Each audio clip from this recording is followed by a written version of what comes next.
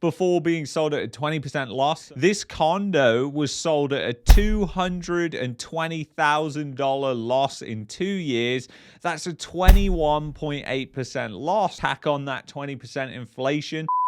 In this video, we're going to be going through the undeniable evidence that the Toronto housing market that has been the epicenter for the Canadian real estate super bubble, that market is absolutely crashing, and we're going to go through the hard data on this and why this is just the very beginning of what's likely about to happen and unfold. So first, let's get into an article which is from 2017, as you can see here, how Canada completely lost its mind over real estate. Canada's out of control real estate market has gone totally mad and there's no turning back. This was in 2017. So nobody can say that there weren't warning signs about this. There were numerous people that were speaking out on the Canadian real estate bubble, such as Hilliard Macbeth that I interviewed, and I'll link in the pinned comment. Check out that interview. He was speaking out on the Canadian real estate bubble, but now it's definitely beginning to crack, as we're going to get into it right here. So first of all, let's talk about Burlington. Burlington, Ontario is a suburb of the Greater Toronto area. This condo was sold at a $220,000 loss in 2 years. It was bought for $865,000 in 2022. That's a 25% loss. And just to put this into context for you, because we're looking at nominal losses here, but when you add into the fact the loss in purchasing power that people have seen, so this is Shadow Stats inflation chart, we know that inflation has been running probably around 15-20%. If we're being very conservative here, we'll say that inflation was 20% over those 2 years. So if you then go back to this loss, you can tack on another 20%, which adjusts for the loss in purchasing power, because if that person goes out and tries to buy the same amount of stuff with the same amount of money that they had in 2022, in 2024, they're going to be able to buy at least 20% less. And that's what we're saying here. So Toronto real estate prices have been completely insane. And we know that the bubble started in around 2004, because if you look at the chart of mortgage debt, you can see that that is where it leads that long-term trend. And that's when it starts to go parabolic, and then obviously in the 2020s it just went absolutely crazy. But if you look at what's happened since this bubble began, you can see it goes up and then it starts going parabolic during 2016, 2017. You hit a bump in the road, and then you have the final cycle, which is basically the Mania cycle. This is where everybody just throws caution into the wind and just goes absolutely insane. That's what we had happen. The low interest rates allowed that to happen, but they by no means dictated where the price was going, because it was not driven by fundamentals at all. They just allowed it to happen. And that's something to really bear in mind for those that say when interest rates come down, everything is just going to explode again. And we'll get into why that's likely not going to happen towards the end of this video. So Shazzy, once again, all these tweets are going to be linked in the description, so you can go and check them out for yourself. And Shazzy is posting many of these every single month, so check them out. You know, these aren't isolated incidents here. This is what's really happening, and these charts can't even keep up with some of the losses. So this was a condo that was listed 10 times before being sold at a 20% loss, so add another 20% on that, you're talking about a 40% loss in real purchasing power.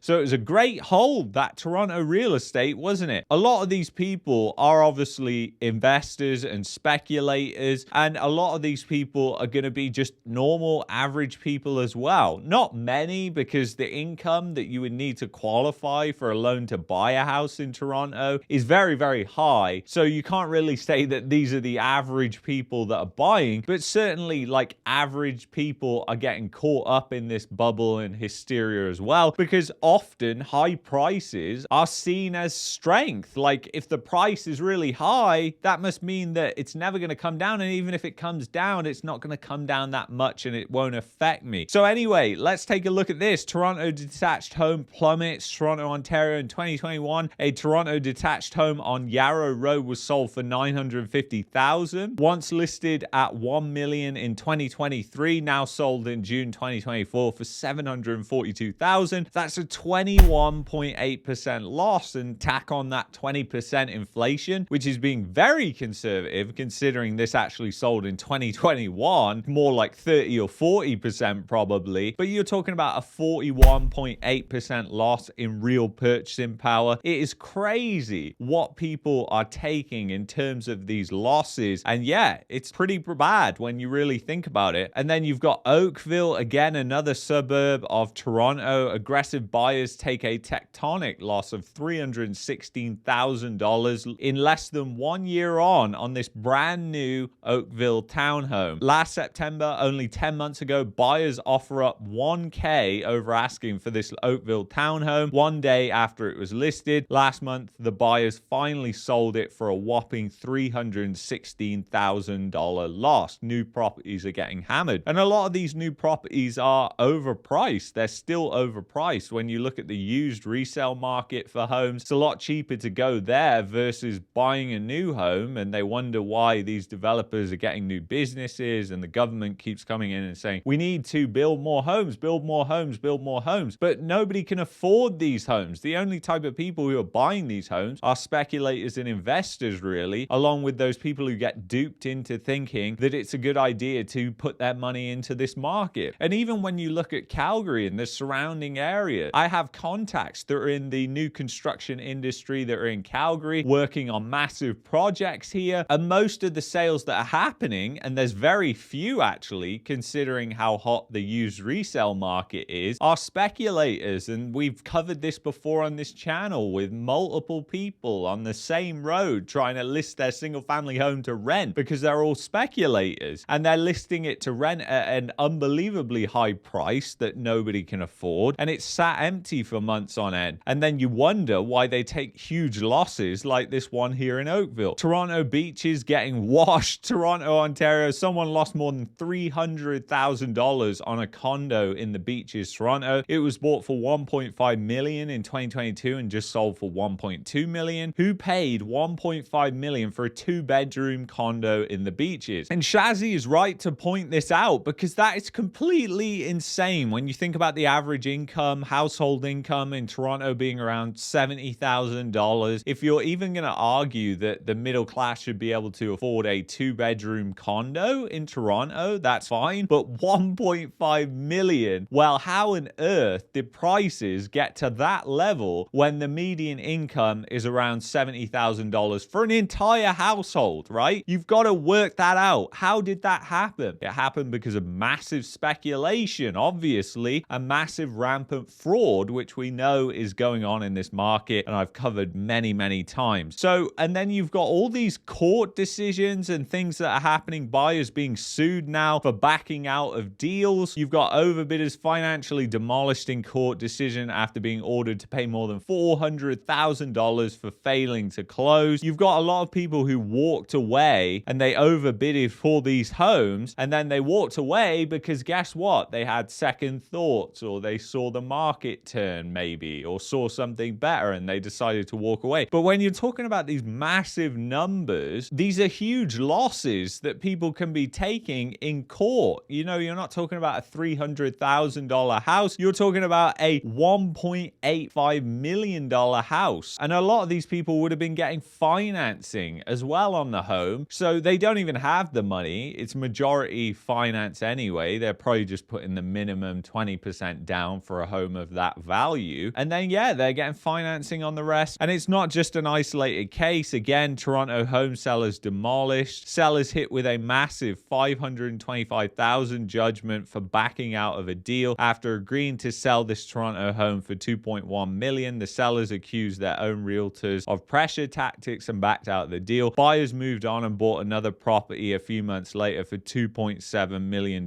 but they took the sellers to court. The judge found the sellers in breach and handed them a massive $525,000 judgment last month. So even sellers are getting caught caught up in this as well. And I do think the real estate industry in Canada is extremely slimy and slippery, full of bad actors. And yeah, you probably could be subjected to pressure tactics and all kinds of different things. But yeah, you pay the price if you're in breach of the contract which you sign into. So anyway, and now I want to go over this because it's incredibly important to understand the amount of people that are coming into renewal right now and the pressure that that is going to pose on the housing market going down. Again, it's no certainty that it's going to continue declining. Everything's only probabilities. But when you look at the amount of people renewing, you look at the Bank of Canada's token rate cuts that they're giving, you know, they're not really helping out anybody with a mortgage. I mean, interest rates are still at the highs of 2007 and 2008. So, you know, interest rates are still high when you look at the past 2 decades. They're not high when you look further than that, but they're high for the past 2 decades. And in the context of this bubble, guys, we know this bubble has been within the past 2 decades and it's been allowed to flourish because of those low interest rates that help propel this bubble. I mean, if you think about it now, the bubble was able to start under higher interest rates back in the mid 2000s because the values were lower. But now the values are so high, the interest rates are the same as back then. What do you think's going to happen with the values? And obviously they're going to go down. So let me know what you think's going to happen in Toronto. Do you think that the prices are just going to continue going down? Do you think that this market has been rampant with fraud? I mean, I think that that is blatantly obvious just looking at the average income and the fact that nobody can really afford to buy a home. It's only people in that really, really high, small percentage income bracket in Toronto who can afford to buy these homes. And of course, speculators and investors, which the banks have loved to get to buy these homes. And it is essentially financialized the Canadian housing market and turned the Canadian housing market into a literal house of cards, which can blow over at any time when the economic winds change, which they are right now, as we're heading into an economic hurricane. And I believe we're already in an economic hurricane here in Canada with the failing economy. So anyway, guys, if you've enjoyed this video, I would highly recommend that you check out this interview here with Hilliard Macbeth, who's been calling this housing market out. And if you're looking for a VPN to protect your privacy, to protect yourself against censorship, then use the affiliate link below, linked in the description and the pinned comment, expressvpn.com/marketmania. And I will see you in the next one. Take care.